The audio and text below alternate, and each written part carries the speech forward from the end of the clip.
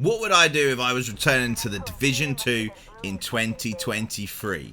Firstly, welcome back to the game if you're beginning or returning. I'm Deathwish and welcome into the Death Squad. Anyway, this is a hot topic, so let's jump straight in. So we're going to start with beginners.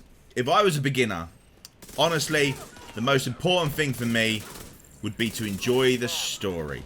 The reason I'd say just sit back, relax, and enjoy the story is because when you get to the end game, oh boy, if you played games like Destiny and you know what a looter shooter's like, you know at the end there's going to be a grind. It's not actually as bad of a grind as you would think compared to most games, but the grind on this game is pretty hectic because there's so many different build variants at the end of this game.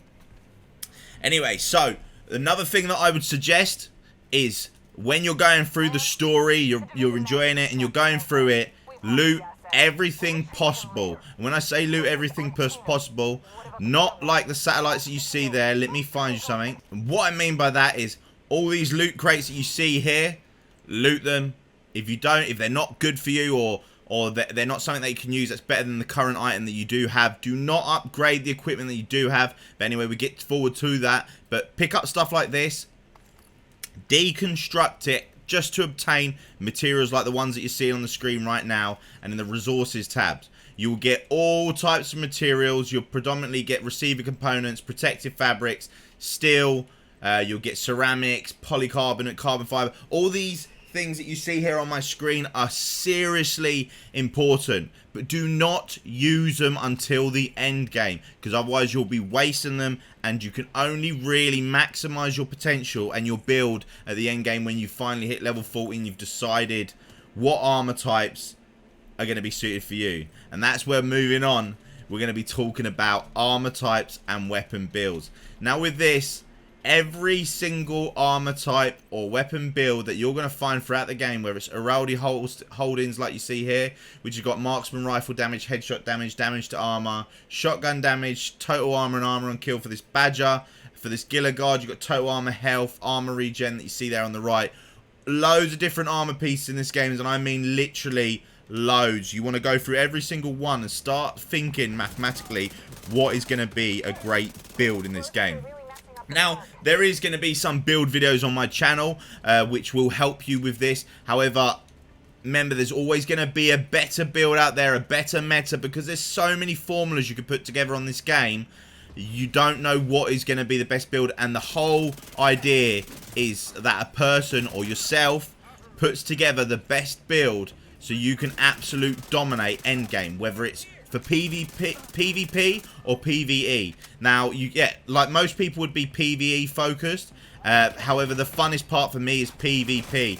So PvE is obviously going to get you a load of items to move on to PvP. It makes it a little bit easier for you. But in PvP is where you can really show off your build and cause absolute mayhem. Builds that I built in this game before, I could go into the dark zone and wipe out teams of 6, 7, 8 and just basically be invincible. Since I've come back to the game, I've only just come back to the game, and I'm ranked 246 after hitting level 40 with the watch and completing Warlords of New York. But yeah, after coming back, I've already got a build that's pretty juicy and it can take out most people. However, without having that level 1000 shade level on my watch, it still will make it a little bit harder for me to completely take out some people and teams. But don't worry, them builds will be coming. So moving on to the next thing, after we've created a build, is do not waste materials. I think I said that before, but do not waste materials or money in the Division 2. You are going to need that to maximize your potential. Now, when you're running through the game, you're running through the story as a beginner, you're going to need better armor, better weapons, and other things to progress, because you'll be on a part of a level and you think, oh my god, I need to upgrade my armor. My armor's lacking. If I don't upgrade it, then I'm going to really struggle to progress. Don't worry about that. I've got you covered. I'll link a video at the end of this video, which will give you my loot run. My loot run. It's got a picture of my thumb, and that one that says best loot run, do that one, And what that will do for you is it will show you an underground tunnel where you don't have to fight hardly anyone, and you'll end up walking out with 0 items in your inventory up to 150. And you're guaranteed to have better armor and weapons for the end game or for whatever part of the story you're in. You can even use this after you complete and you've maxed out to level 40 and you just want to get some extra resources and stuff. Make sure you do this. And yes, most importantly for me would be going into your skills and equipping the Reviver Hive.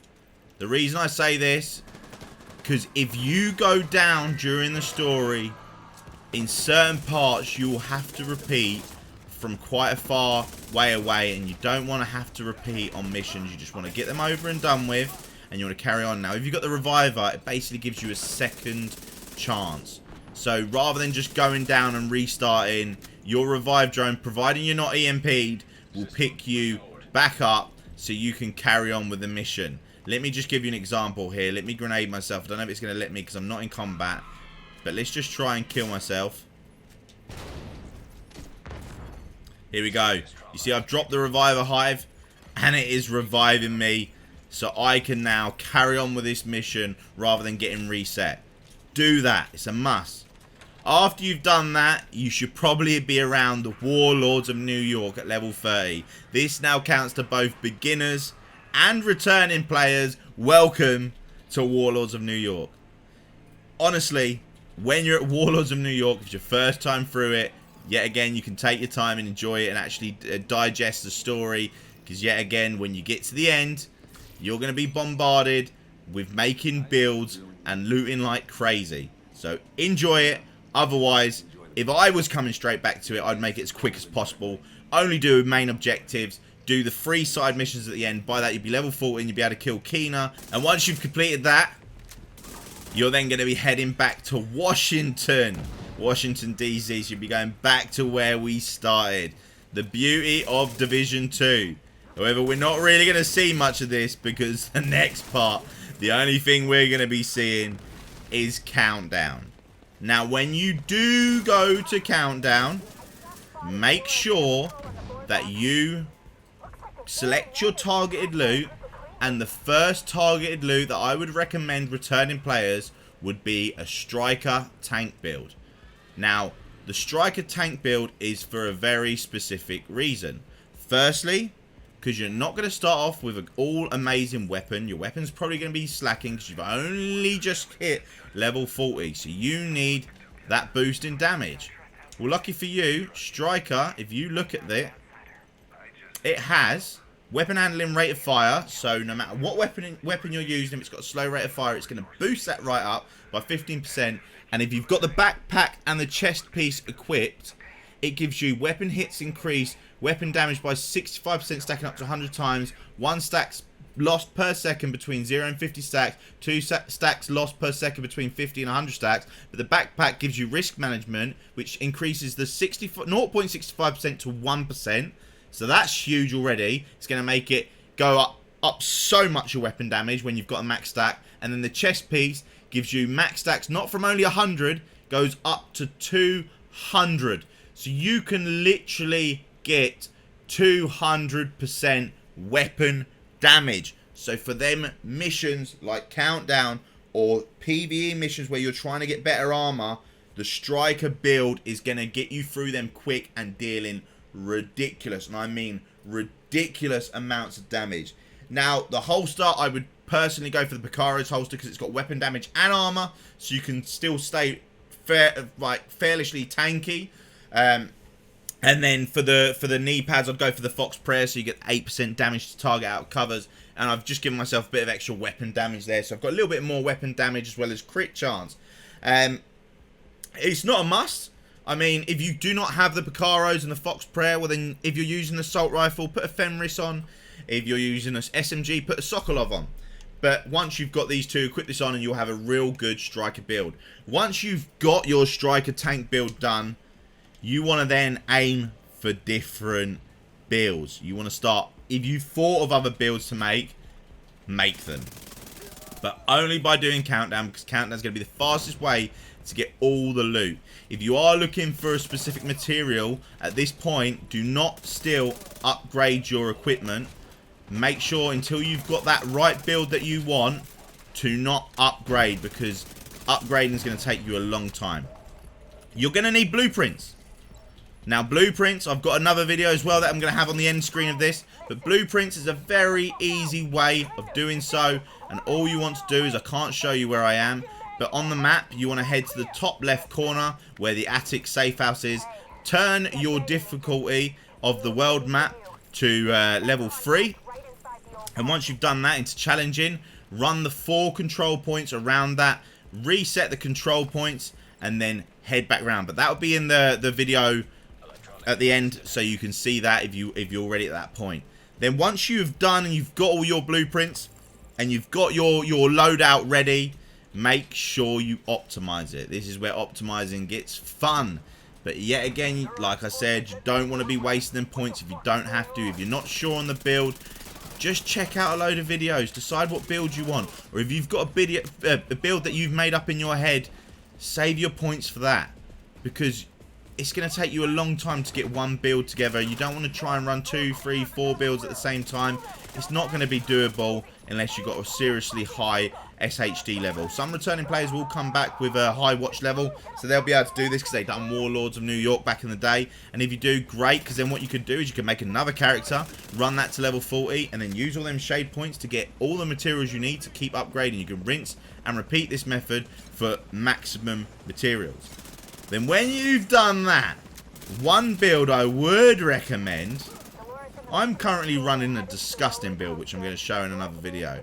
However, there is a really, really, really naughty build. Get your technician up. And the reason I say that is because you get the laser pointer that pulses people when you look at them. Now, when you've got that, you don't need to have pulse equipped. It's like having another skill permanently on whenever you look at someone, providing they don't have full pulse resistant. But you're just going to be looking at people and pulsing them for fun, which is going to increase your damage. With that, you want to go ahead and get the Heartbreaker set. With the Heartbreaker set, you are going to have... Let me quickly just kill these enemies here in front.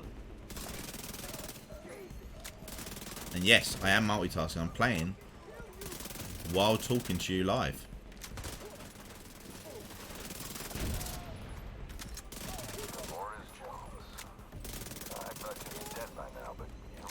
Okay, now they're killed. Let me show you a piece of Heartbreaker if I've got any on me. I don't think I do. Let me have a look. Yes, I do. Here's a Heartbreaker. So look, it's got assault rifle damage. So you're going to try and get to level 90 on the season pass for this absolutely beautiful weapon. It is a must. Get to level 90. You've got 5 weeks to do this. Get the St. Elmo's engine. It'll probably get put into the loot pool straight after, but get yourself ahead of it. Get yourself a St. Elmo's engine right now, and you want to try and get the bottom rolls damage to targets out of cover. Don't worry, you can keep recalibrating it to get what you want, but hopefully at the start, if you get that, that's the one you want before you then upgrade it. So once you've got the St. Elmo's engine and you've got the Heartbreaker gives you 15% assault rifle damage and LMG damage. Headshots apply pulse for 5 seconds. So you don't even need to have the technicians if you're good with your aim. However, I would have it just so you've got the pulse permanently. When weapon hits on pulse enemies at a stack of 1% bonus armor and 1% weapon damage to pulse enemies up to a max of 50 stacks. Now, if you've got the backpack and the chest piece, this actually increases both of them. One from 50 to 100 stacks. So now you can get 100 stacks. And also your bonus armor from 1% to 2%. If you have got both of them, the backpack and the chest piece, with a permanent pulse, you are always going to have absurd amounts of armor. And you're going to have extra assault rifle damage with weapon handling. Not massively needed. However, weapon handling does help to reload speed. So that's great. And then you can throw on the St. Elmo's. I don't think I've got it in my inventory here to show you.